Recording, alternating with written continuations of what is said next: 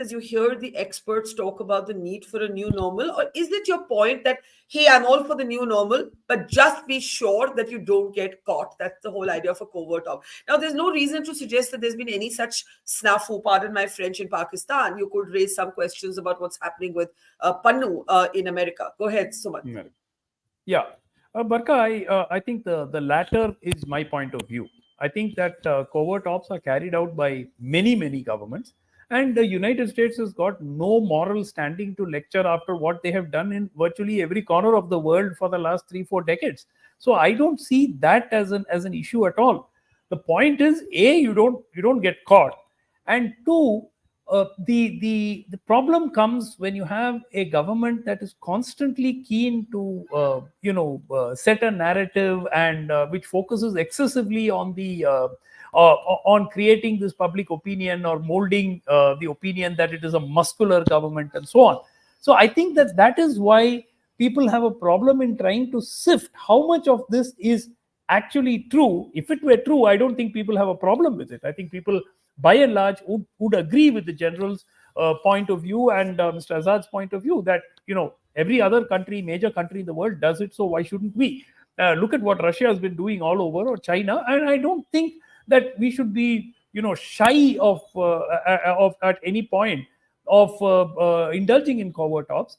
The problem is you don't want to get caught, obviously. More importantly, the difficulty in sifting propaganda from fact.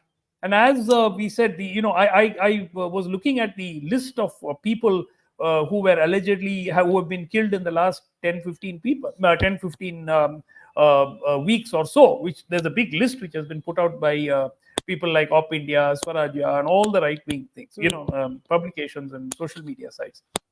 Many of them are. Some of them are company-level commanders, whatever that means. Like everyone else said, they are not big fish. Yeah. And let me bring in General there Katoch on could that. be any number of reasons why they could have been killed. I mean, we don't. We don't know. So I think that So in the world of in the world I'm of just saying espionage, but military more in the world espionage. of propaganda. Yeah. So that's my concern. how do you separate the shadows, General Katoch, of espionage, covert ops, strategic sort of moves on the chessboard from propaganda? How do we know what's true, what's false? Is there a new normal? And if that new normal is there, why is it not targeting the big fish? Why is it going for the small guns? Do you want to take that question, General Katoch? Yes, Barkha. The first part, one to targeting the big fish. I don't think that is true. The big fish are being targeted, but they're very well protected. So the question is, you haven't been able to get through. I mean, that's a long and the short answer. Unless you start using missiles or something, and you send in a 500-kilometer range missile where a chap is giving a lecture, and you take him out along with the 50 to 100 other people as collateral. That is one way. But otherwise, there's no way to take them out. They are very well protected. And getting through to them, I think, has been a challenge for the Indian agencies. Number two, I take the point where Mr. Sumant made. It's very relevant. One, I don't think the agencies should talk about it at all. So I don't find the Indian intelligence agencies talking about any of these covert operations at all. And that is the way it should be. But at the same time, I haven't heard the government talking about it. You see, as far as by government, of course, I'm talking to the political leaders.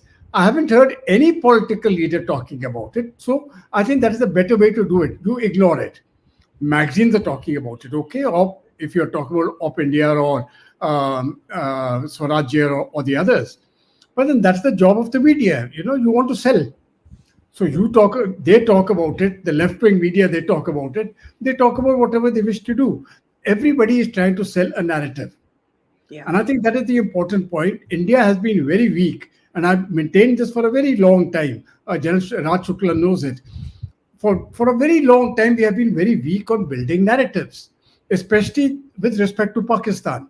So the Pakistani narrative always comes out stronger than the Indian narrative because we just don't bother about it.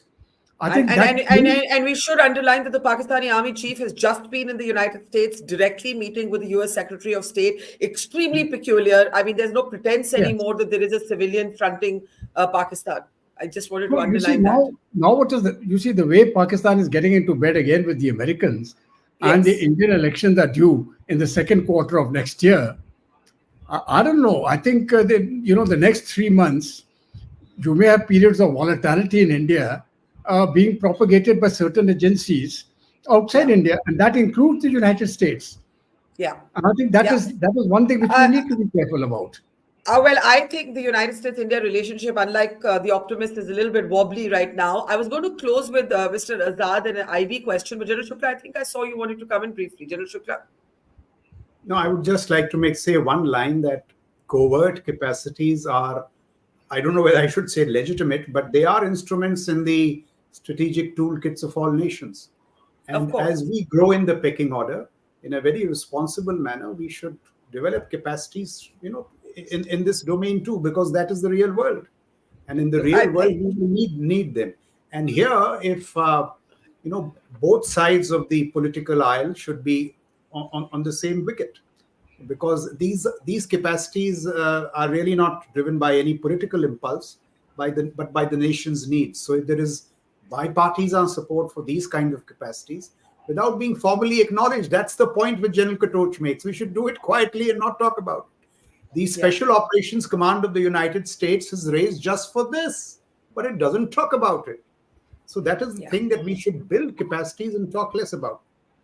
Okay, so let me come back to where we started. Mr. Azad, in the next, let's say, 4 days, what would you be looking out for to ascertain whether Dawood Ibrahim is dead? Well, it's mainly the job of Raw, but if they contract it out to me, I will do a good job. No, but I'm saying, what would they be? Oh, chalo, what would they be looking out? Like, how do we know this? How do we find out? Like, how long can it remain undercover, under wraps? Yeah, something like this cannot be hidden. If Dawood is killed, then this news cannot really escape us. So, till that time, it can be fudged. There can be, all kinds of smoke screens being filled. That's a different thing. But last, I want to make one very important point. I was very happy when Mr. Sumant explained that thing and supporting the covert ops and also talking about the small fish. What I would say is, the Patriot Act by the United States is illegal. I mean, you can't just do counterterrorism efforts anywhere you like. You can't take a drone and shoot down people in Libya or in Pakistan for that matter. It's your might, economic and military might, that is allowing you to do it. Now, we have allowed the NIA, but for the justification, if you want to go ahead with an act. India is going to be a third largest economy, is going to be one of the superpowers, is the highest purchase of a military equipment now, third, fourth, or whatever. Go ahead and give it a legal sanction too.